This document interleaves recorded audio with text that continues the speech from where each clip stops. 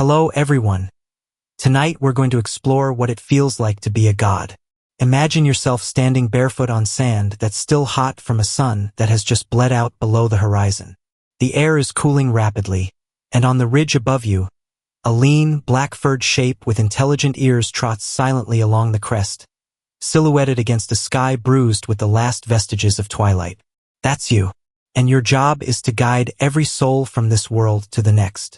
The thing is, this is ancient Egypt, and the afterlife is a labyrinth of fire, demons, and final judgment. So, even though you're the guide, you probably won't survive the journey if you make a single misstep. So before you get comfortable, take a moment to like the video and subscribe, but only if you really like what I'm doing here.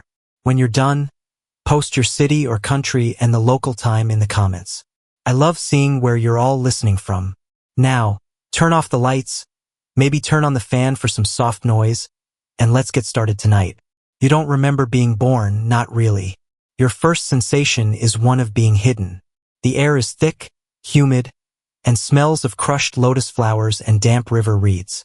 This is your mother's scent, Mythos, a scent of shadows and secrets. She holds you close, her heartbeat a frantic drum against your ear. You are a secret, a mistake, a product of a night of divine deception where she, desperate for a child, took on the form of her sister, Isis, to lie with the great king, Osiris. The family drama in your celestial sphere makes mortal reality shows look like a quiet game of chess.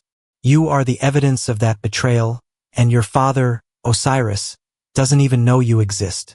Your mother is terrified of her husband, the chaotic and violent Set, finding out. So she does the only thing she can think of. She abandons you in the bulrushes along the Nile. You are found, of course. Isis, the queen herself, finds you. She is walking by the river, her heart heavy with the knowledge of her husband's infidelity, and she hears a cry. She parts the reeds and sees you, a strange, dark-furred infant with eyes that seem to hold the twilight within them. And instead of rage, she feels a surge of pity, of compassion. She lifts you, and you, who have only known the scent of fear and shadow, are wrapped in the aroma of magic, sunlight, and a power that feels like the throne of the world itself. She names you Anubis. She raises you as her own, and in doing so, she earns your undying absolute loyalty, a loyalty that will soon be tested. You grow up in the palace of the gods, but you never feel at home there. While others feast and play, you find yourself wandering to the western edges of the kingdom, where the fertile black land gives way to the endless red sea of sand. The necropolis, the city of the dead, calls to you. In these early days before the grand pyramids, the dead are buried in simple pit graves dug into the sand. The dry air and hot sand naturally desiccate the bodies, creating unintentional mummies. But the wild dogs and jackals, drawn by the scent, often dig them up. You watch this with a cold, rising anger. It's an indignity, a disruption. You start to stand guard, a silent, watchful presence in the twilight. The jackals see you, a taller, broader, more intelligent version of themselves, and they learn to keep their distance. Historians still debate whether the jackal was chosen as your symbol to ward off these real-life scavengers, a divine guard dog, or if the creature was simply seen as a natural guide for the dead, an animal comfortable in the spaces between life and the great, silent unknown. To you, it doesn't matter. It just feels right. You are the jackal, and the dead are your flock. This quiet duty is shattered by a scream that echoes through the divine halls. Set, your mother's husband and your uncle, has finally let his jealousy of Osiris boil over. He murders the king, his own brother, seals his body in a chest, and casts it into the Nile. Set needs a new hobby.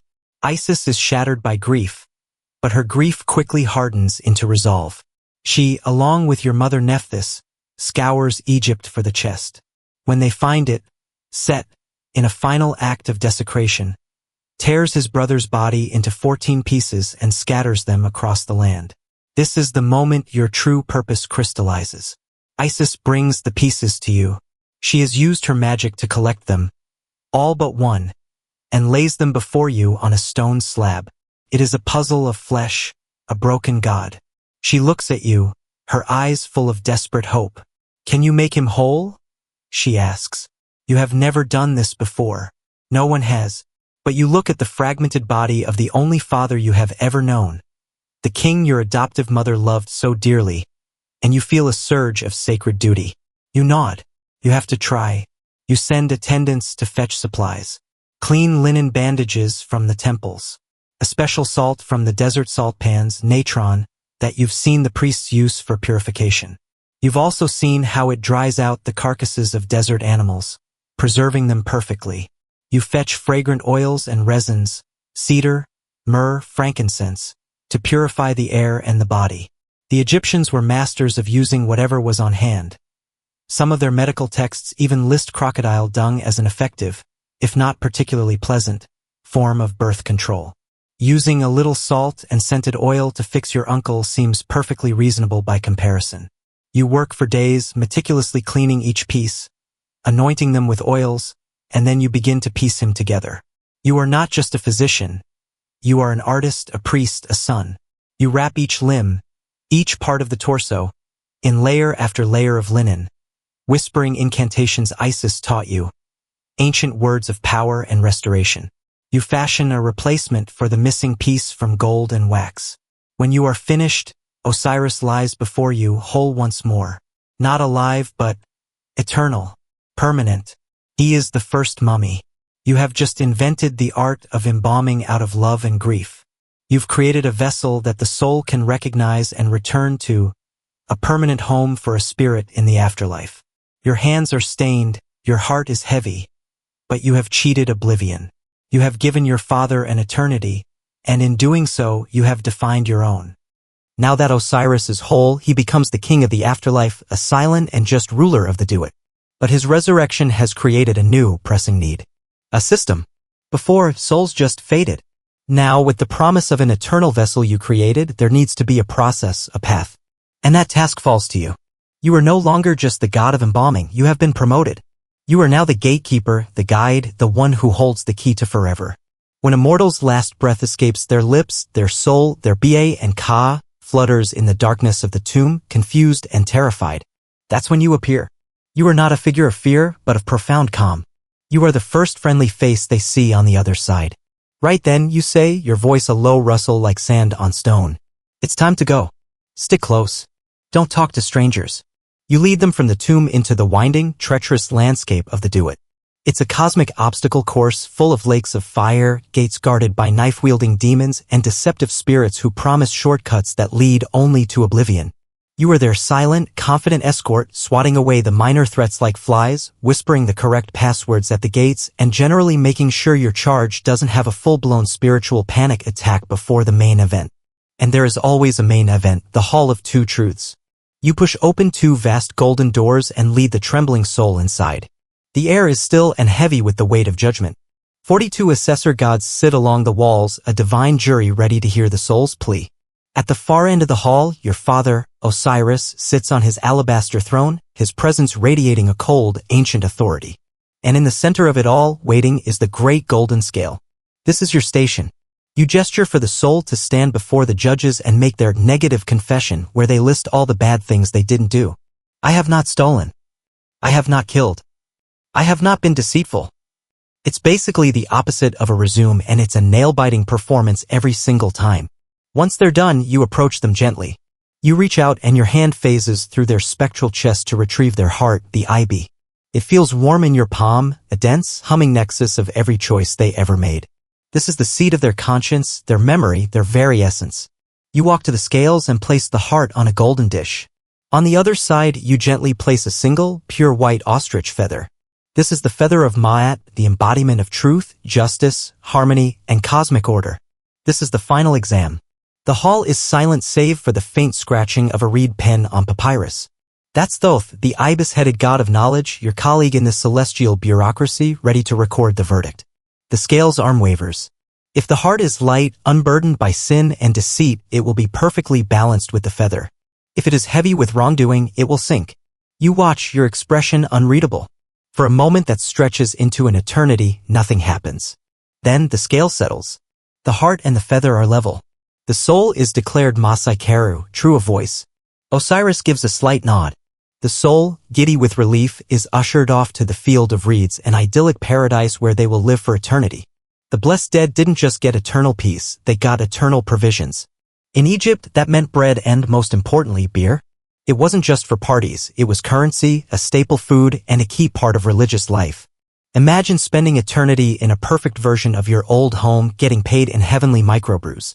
Not a bad deal. But sometimes the heart sinks. Weighed down by a life of cruelty, theft, and lies, it plummets, clanging against the golden dish. The soul lets out a gasp of despair. And from the shadows beside the scales, a creature stirs. This is Ammit, the devourer of the dead. She is a terrifying hybrid with the head of a crocodile, yes, the same kind of creature whose leavings mortals were using as sunscreen and contraception, a callback to weirder times, the forequarters of a lion and the hindquarters of a hippopotamus. She is a mashup of the three largest man-eating animals the Egyptians knew. Egyptologists continue to explore whether Ammit was seen as a demon to be feared or simply a necessary force of nature, the final period on a poorly written sentence of a life. You give her a silent, almost imperceptible nod. It's not your call, it's the scales. You are just the administrator. Ammit lunges and the unworthy soul is devoured, ceasing to exist entirely. Their second, final death. There is no hell, no eternal punishment. There is only non-existence. Order is restored. This duty extends beyond the judgment hall. The greatest threat to Ma'at is Apep, the great serpent of chaos who dwells in the eternal darkness. Every single night, as the sun god Ra journeys through the underworld in his boat, Apep attacks, trying to swallow the sun and plunge the universe into eternal blackness. You are one of the defenders on that boat. As Ra's light illuminates the path, you stand at the prow, your jackal eyes piercing the gloom, ready to fight off the serpent and his legion of lesser demons. It is a battle that happens every 24 hours, a tireless, endless defense of creation itself. There was a time, however, when this entire system was threatened. A strange pharaoh came to the throne. You know him as Akhenaten. He declared that you, Osiris, Isis, Thoth, and all the others were nothing. Fakes. He ordered the temples closed, the old ways abandoned. There was only one god, he claimed, the Aten, the physical disk of the sun. It was a bizarre, unsettling time. The souls arriving at your gates were confused, their bodies often buried without the proper rites, their knowledge of the path to the hall of truth gone. You saw the flicker of chaos in this. It was a mortal trying to rewrite the rules of the cosmos, and it made your job infinitely harder. It was a weird, uncomfortable phase for the mortals, and you were just glad when his son, Tutankhamun, restored the old ways and everyone could go back to worrying about their hearts being light enough for the feather. But your existence isn't all cosmic battles and the grim administration of eternal justice. There's another side to you, a more personal, more grounded story that the mortals tell each other around their evening fires. It's a story that proves even gods can be fools for love and rage. It's the tale of two brothers. You have a younger brother, Bada. He isn't a full god like you, but he's strong and good, and you raised him, loving him as a son. He lives with you and your wife, running your farm. His innocence a bright spot in a world full of divine intrigue. One day, you and Bada are out in the fields. You need more seed, so you send him back to the house to fetch it. While he's gone, your wife, who has been watching Bada with a growing, hungry admiration, sees her chance. She corners him, her hair perfumed, her linen dress immaculate. It was the fashion for the wealthy back then to wear these elaborate wigs, heavy and dark, with a cone of scented animal fat perched on top that would slowly melt over the day, coating their hair and shoulders in perfume. It was high fashion and probably incredibly sticky. She tries to seduce him, to pull him onto her couch. Bada, horrified, rips himself away. "What is this great wrong you have done?" he cries, before fleeing back to the fields, back to you. Your wife, scorned and furious, stages a scene. She covers herself in dirt, tears her clothes, and pretends to be grievously ill. When you return home, you find her weeping, telling you a monstrous lie, that your brother, the boy you raised, returned from the fields and assaulted her. And you, a being who judges the truth of a million souls, believe her instantly. A red rage, hot and blinding, washes over you. Your divine anger management has, for the moment, completely failed you. You sharpen your spear and you wait behind the door of the cattle pen, ready to murder your innocent brother when he returns with the herd at dusk. As Bada approaches, The lead cow speaks to him, a miracle born of imminent danger. "Beware," the cow says. "Your brother is waiting with his spear to kill you." Duat peers under the door and sees your feet, sees the glint of the sharpened spear tip. His heart breaks. He turns and runs, and you, bellowing with rage, run after him. You are a god, but he is young and fast, spurred on by terror. He prays to Ra, and the sun god hears him, creating a wide, churning river between you, a river that immediately fills with crocodiles.